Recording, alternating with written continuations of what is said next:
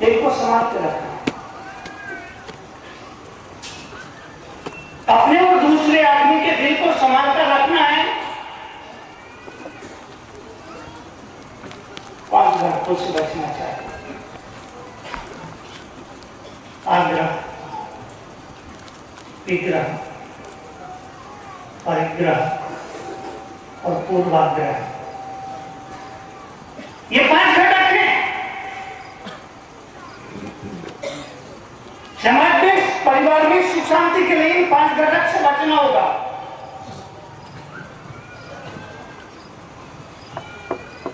वस्तु का आग्रह न करें, जुबान का विग्रह न करें, संपत्ति का परिग्रह न करें और किसी भी व्यक्ति से पूर्वाग्रह से ना मिले। वस्तु का आग्रह न करें। हमारी जिंदगी आग्रह में जी रही है। हमने पहले से आग्रह तैयार कर रखा है।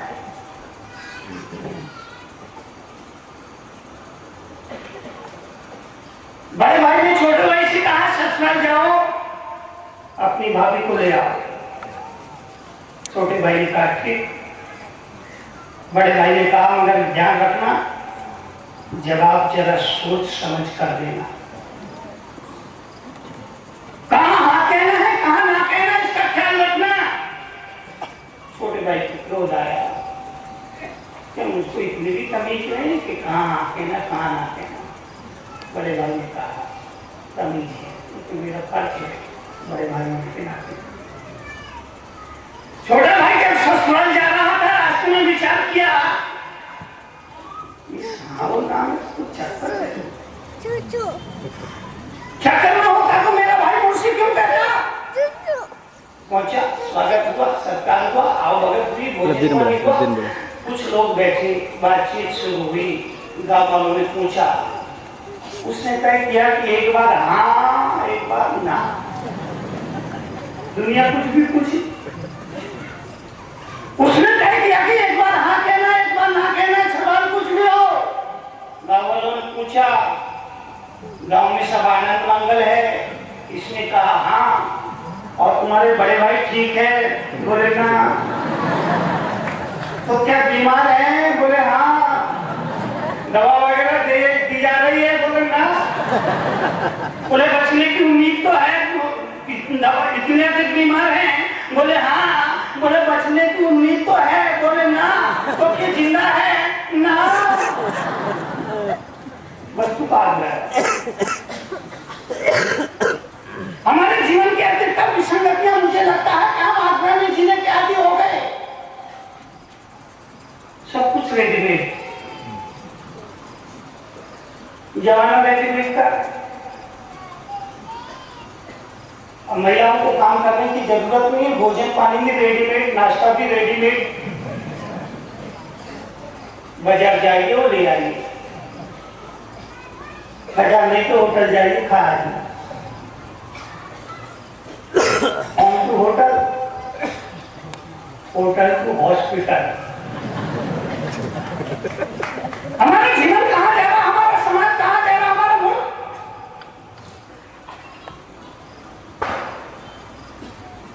शिक्षा 2 प्रकार की होती है, एक कह के, दूसरी करके। गीता में जो कुछ श्री कृष्ण ने कहा वो कह के कहा। रामायण में राम ने जो भी कहा वो करके कहा।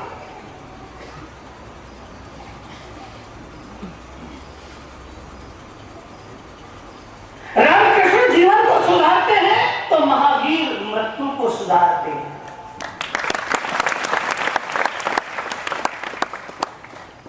परिवार किस तरह मर्यादित होना चाहिए, ये रामायण सिखाती है। परिवार किस तरह मर्यादित होना चाहिए, रामायण सिखाती है। कर्मयोगी कैसे बनना चाहिए, गीता सिखाती है। और मरण को सुमरण कैसे बनाना, ये जैन धर्म सिखाता है।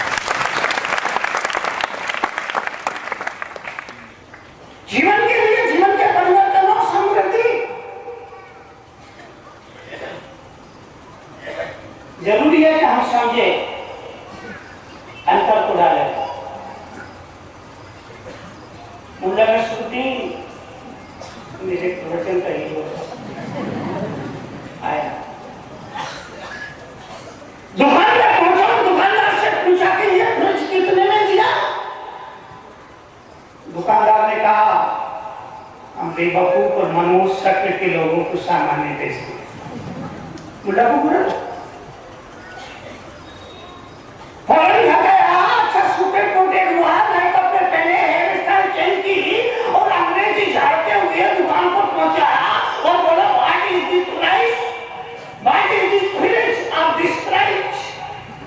दुकानदार ने कहा हम मनोज शक्ल के वो बेवकूफ लोगों को सामान नहीं बेचते।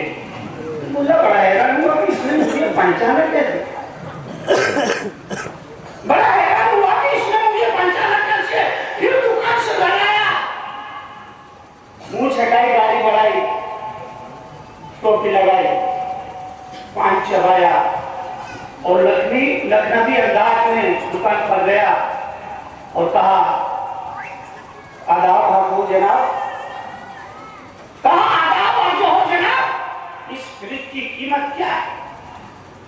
दुकानदार ने कहा हम बेवकूफ और मनोज शक्ल के लोगों को सामान नहीं बेचते। क्या परेशान हो, ये पहचान कैसे देता है?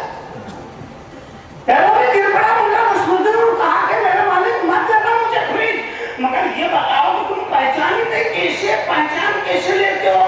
दुकानदार ने कहा बड़ा आसान है, ये फ्रिज नहीं वॉशिंग मशीन है। तो फ्रिज और वॉशिंग मशीन में अंतर करना पड़ेगा। जीवन और मृत्यु के बीच जो अंतर है उसको करना पड़ेगा। धर्म और अधर्म के बीच में जो अंतर है उसको करना पड़ेगा।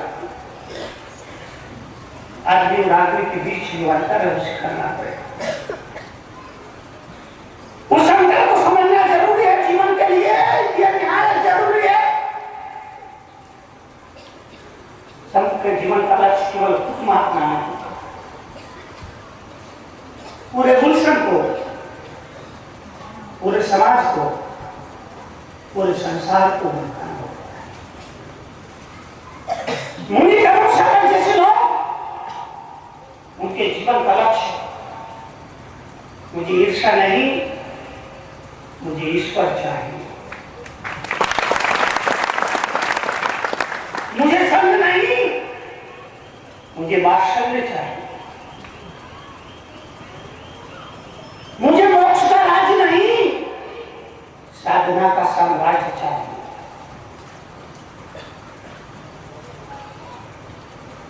जो मेरे साथ एक मील भी चलता है, मैं उसके साथ मंजिल तक जाना चाहता हूं। जो मेरे साथ एक मील भी चलता है, मैं उसके साथ मंजिल तक जाना चाहता हूं। मैं संसार को नहीं समझता हूं, मैं संस्कारों को समझता हूं। कोल्हापुर वासियों, मैं जीत कर हारना नहीं चाहता हूं, मैं हार कर जीतना चाहता हूं। साधु संसार को नहीं समझता, वो संस्कारों को समझता है। और हमारे जीवन से सब संस्कार खत्म हो गए। जीवन में केवल एक ही संस्कार बचा, अंतिम संस्कार। कई बार मुझे लगता है समाज से संस्कार बड़ी तेजी से विलुप्त होते जा रहे हैं और हमारे जीवन पर एक ही संस्कार रह गया है, अंतिम संस्कार। सब कुछ खत्म हो गया, सब नष्ट भ्रष्ट। कैसे चलेगा? मुल्ला नसरुद्दीन से मुल्ला नसरुद्दीन ने सरदार से पूछा एक साल में कितनी रातें होती? मुल्ला नसरुद्दीन ने सरदार जी से पूछा सरदार जी एक साल में कितनी रातें होती हैं? सरदार ने कहा 10। मुल्ला बोला बस। सरदार ने कहा कि 10। बोला कैसे? सरदार जी ने कहा नवरात्रि और शिवरात्रि इधर से रात्रि है, लेकिन जहां जहां दिन है वहां रात्रि है, जहां फूल है वहां कांटे भी है, जहां पुण्य है वहां पाप भी है, जहां धर्म है वहां अधर्म भी है, जहां शैतान है वहां भगवान भी है। यह दुनिया का पुराना प्राचीन सत्य है। जहां संसार होता है मोक्ष उसके आसपास होता है। घर की जिन सीढ़ियों से उतर के हम नर्क जाते हैं उन्हीं सीढ़ियों से चढ़कर के स्वर्ग तक पहुंचा जा सकता है। सीढ़ियां एक ही होती है, वही चढ़ने के काम आती है, वही उतरने के काम आती है। चढ़ने की सीढ़ी अलग हो, उतरने की सीढ़ी अलग हो, ऐसा कहीं नहीं होता। एक ही सीढ़ी चढ़ने के काम भी आती है, उतरने के काम भी आती है, नीचे भी आ सकते हैं, ऊपर भी जा सकते हैं। इस मुल्क के धर्म ने कहा, इस मुल्क के अध्यात्म ने कहा, अगर हमारे घर से नर्क की सीढ़ियां प्रारंभ होती है तो स्वर्ग की सीढ़ियों के लिए किसी मंदिर की तलाश नहीं की जानी चाहिए, वो भी घर से शुरू होती है। हम भूल जाते हैं, हम समझते हैं कि स्वर्ग की सीढ़ियां किसी मंदिर से, किसी मस्जिद से और किसी गुरुद्वारा चर्च से निकलती है, जबकि तनु सागर जैसे लोगों का कहना है घर में उसकी तलाश की जानी चाहिए, अपने भीतर उसकी तलाश होनी चाहिए। यही जीवन का सच्ची यही हकीकत है। खोजने पर अवश्य मिलेगा। कोल्हापुर शहर चारों तरफ गंगाओं से घिरा है, वेद गंगा, दूध गंगा, पंचगंगा और मैं लाया हूं ज्ञान गंगा।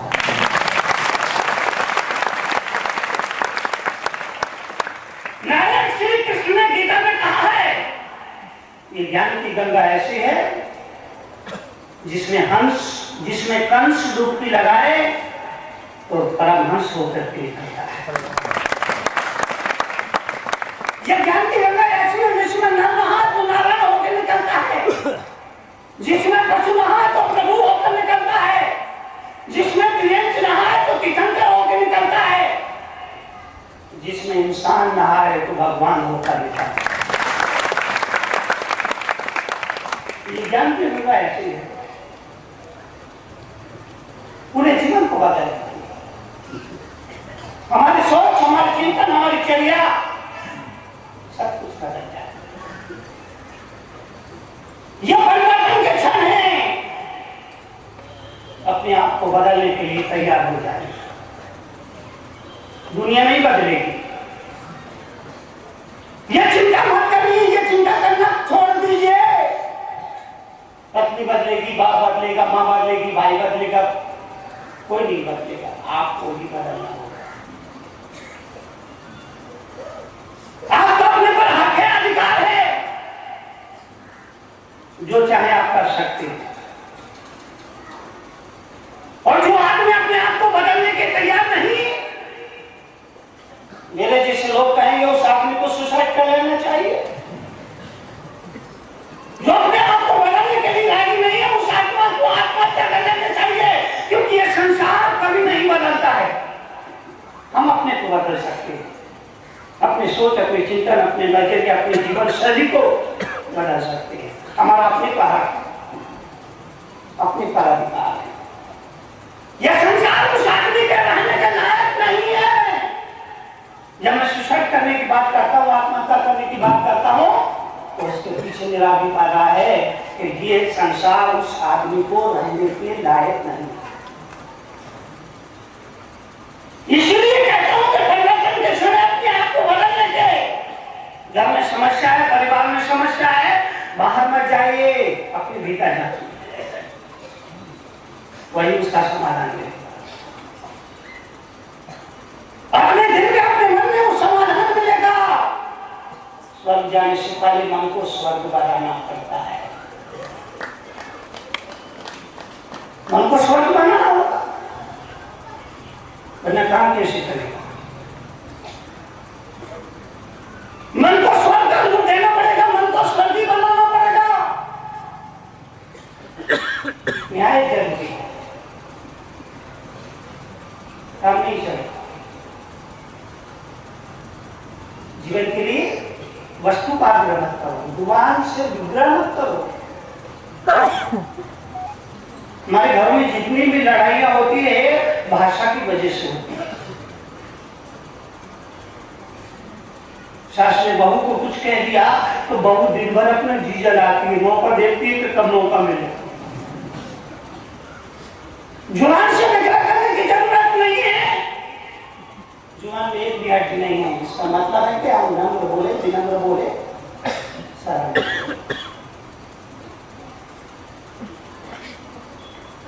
जुबान से विग्रह किया जाएगा तो जीवन में कलह और क्लेश होगा। संपत्ति के लिए परिग्रह मत करो। जैन धर्म परिग्रह का निषेध करता है। अगले रविवार को पिछी परिवर्तन है, लगता है वो मात्र सिर्फ पिछी है जो जैन साधु का उपकरण है। वो निमित्त बना देने में मुझसे लोगों ने पूछा कि आप स्थानीय वासी है कि देहरावासी? मैंने कहा जैन कभी वासी नहीं। हमारी इच्छा बड़ी, हमारी इच्छाएं बड़ी है, लेकिन उसके लिए बड़े काम करना होंगे। हमारे सपने बड़े, जीवन बॉर्डर पे है, महाराष्ट्र कर्नाटक की सीमा पर है। लोग दोनों भाषाएं बोलते हैं। 30 साल से झगड़ा चल रहा है। बांध के रखते हैं। पागल साड़ी को कोई अपने पास में रखता, उसको बांध के रखते हैं। पागल कुत्ते को कोई भी नगर में नहीं घूमने देता, घर में नहीं रहने देता। नगर में लोग उसे पकड़ ले जाते हैं, बाहर छोड़ाते हैं। तो भी पागल पर मुझे लगता है कि क्रोध में तात्कालिक पागलपन है, उसका बुरा नहीं मानना। ये सोचना कि क्रोधी है, क्रोध में बकरा है, इसको होश नहीं। जब होश आएगा तब मालूम पड़ेगा कि क्या क्या बोलता है। तो थोड़े देर और शांत रहना पड़ेगा। एक गर्म दल का बनता है तो दूसरा नरम दल का बन जाए।